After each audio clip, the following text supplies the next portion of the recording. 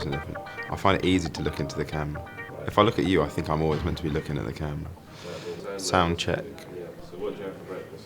I didn't have breakfast, and it's the same question that the girl asked me last week as well, or the other day. This is why I'm going to talk this level. It's fine. We can say I had a sandwich, a Coke, and a few muffins. I didn't actually have any breakfast this morning. I had a bacon roll when I came into uni. I went to Brody's down the road, and also a coffee. Then I went to the vending machine, had a packet of crisps later on, and then I went for lunch and had 2 chicken bakes, a packet of crisps and a Diet Coke, and then kicked a pigeon. Yeah, muffins are good.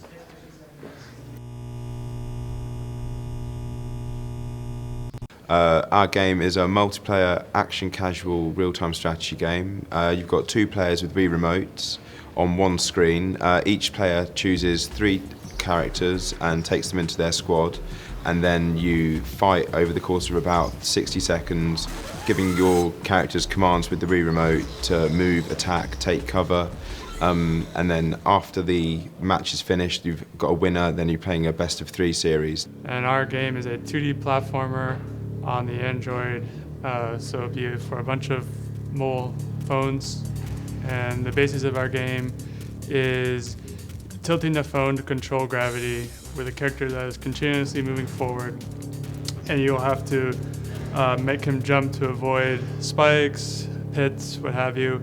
Our game is called Chaya, which means shade in Hindi, and it's a stealth platforming game. The character is called Chil Mari, and so the protagonist can only survive in the shadows, and he's photosensitive, so exposure to light causes him to go, just dies.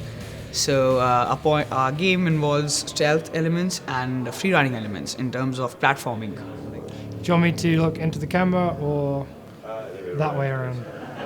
Our game is the Inkwell Chronicles. It's a 2.5D puzzle/platformer type game designed for the Wii in order to incorporate the use of the Wiimotes as a somewhat pen-type object in order to allow the player to interact with the game environment by drawing, erasing and colouring stuff in.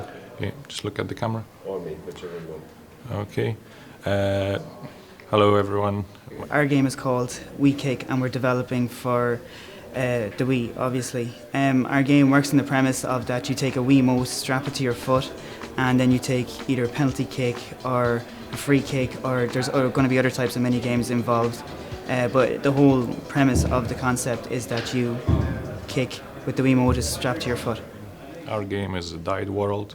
It's a 2.5D puzzle platform adventure game where basically the player takes control of a wizard apprentice who needs to help to restore the color to the whole lands around. The evil man basically took the old color, which turned plants and everything what was previously alive into the flat black and white objects. So you basically need to use your magic wand to paint them. So basically restore life to the land by painting it. Our game is called Legendary Crusaders. It is a 2D puzzle platformer game set in medieval times. The idea is you play between 1 to 4 players. In a 4-player situation you have 4 knights, each one of the 4 elements, earth, water, wind and fire. Each knight will battle across the land, solving puzzles in both physics and elemental based. The game we're making is called Weatherman. Weatherman stars an eccentric explorer named Horace Weatherby, who crash lands on the Bermuda Triangle and finds a talking staff which can control the weather. And the game basically follows his adventures around the island using the staff to change the weather and make his way through back to his plane. This breakfast I had 2 small yogurts, just a mandarin flavored one and a cherry flavored one. And I like the cherry flavored one more because it's cherry, and cherry is better than mandarin, I think. We're making the game Twang for the competition, and Twang is basically our approach on Ninja Rope the game and Ninja Rope the racing game. So we're basically having a grapple hook game mechanic where you shoot a grapple hook at floating islands and just swing towards the end of the level. And we've combined this with a game mode that is pretty much like a classic knockout mode from Micro Machines, where a player who is falling too far behind the other players gets knocked out of the screen, and the winner of the game is the player who is the last one on the screen. We are the only team in this edition of Dare to have their game on the iPad. What our game is about is it's about multitask gestures and controlling the character with your hands and traversing through the level by creating various shapes with your hand. Our game's an RTS game with a bit of a time twist, where you have a few units and you have to defend against a wave of enemies. You'll lose the first round, but then time unwinds and your units are recorded, and then you have a new batch of units which you can control, again on top of the other ones, but you don't control the first lot. And you have to try and save your units as well as defend your base. And this repeats until you've basically defended successfully against the enemy. We're developing a game called Death Inc. So Death Inc. is working on the idea, it's going to be a side-scrolling platformer. We're developing it on the PSP, and we're treating the idea that death, rather than just being a Grim Reaper, is a company, and you're going around the game as a little Grim Reaper collecting souls, which we then hand back in to this kind of accountant guy, and we go through the levels collecting these souls, and the more souls you collect, the more employable you are. It's too early, 8 o'clock to get up. I can't deal with it. Our game is all about the emotions, the sort of the human psyche and the emotions that go with that. And the idea is that you're a little guy who's from this village which is void of emotion. Everyone's really mundane, and you feel like you're meant for better things. So you go off on this adventure into the world where you experience all these different emotions. Each emotion is a different play mechanic.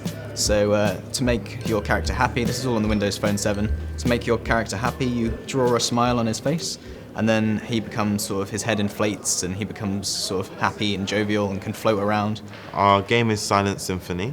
It's an artistic game in which the player uses a magical flute to interact with their environment.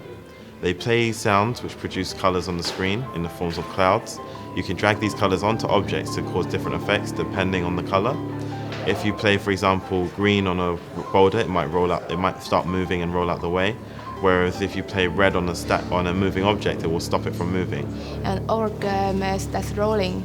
The main character of our game is the dice, and players use the button up, down, left and right to control the dice, and player control the dice to rolling on the grid. If the bottom face of the dice was the same with the grid number, the grid will be lit up. We won. Well, it's Dare, so we thought it would all go to hell, and day one it did, because nothing worked, no software, and some of the hardware was missing. This week was more just to try to organize everything. So at the moment, we're more or less ready to go and start next week with full power. What we've achieved this week. Now, from a technical standpoint, we have done pretty little. We've spent a lot of our time trying to get software installed, and we've had a lot of technical problems. But what we set out to do, we've actually accomplished. So now we have our physics engine integrated. We finally have the Wiimote taking input and causing stuff to move in the screen, basically. We've achieved a lot more than we anticipated. We anticipated that we would have like a moving object and some basic physics or something similar, but we basically made the whole core of the game. What we have planned previously is to finish the game in 5-6 weeks and then have 3 weeks buffer to test and tweak the game. The main drawback for us initially of the competition is that we still don't have an iPad. It's all going well so far. But one of our teammates has bought an iPad yesterday, and from London. His mom has actually bought the iPad from London, and we're getting it tomorrow. We're developing for the Windows Phone 7, and that's a platform that isn't out yet, and we can't really test on. So our plan is to test it on the Zune device, which is an America-only device, which we've got imported, and we've run into problems regarding 3D libraries and 2D libraries or something that's a technical issue basically. And so what we're having to do is look for alternative ways of presenting our game at Protoplay. So we're now desperately trying to find a different platform that we can target.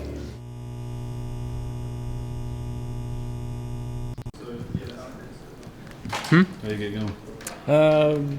Good. So, what? And how's it going? It's going great so far. Team still likes each other. Any arguments? Not really. Right. So how you getting on? I'm doing great. I'm the professional slacker of this team. Every team needs one, every team has one. Our team has 3. There's been a little bit of friction between team members, but nothing detrimental. Or no, it's not too bad. But of course, like there's creative differences. Yeah, I'll call it that, creative differences. But that's about it, really. Creative differences. Well, it's been hectic. We've been trying to work. We're working like really hard on stuffs, and yeah, it's good. You know, you get to see so many talented people under the same roof. So, it's so far it's been an amazing experience. Who am I?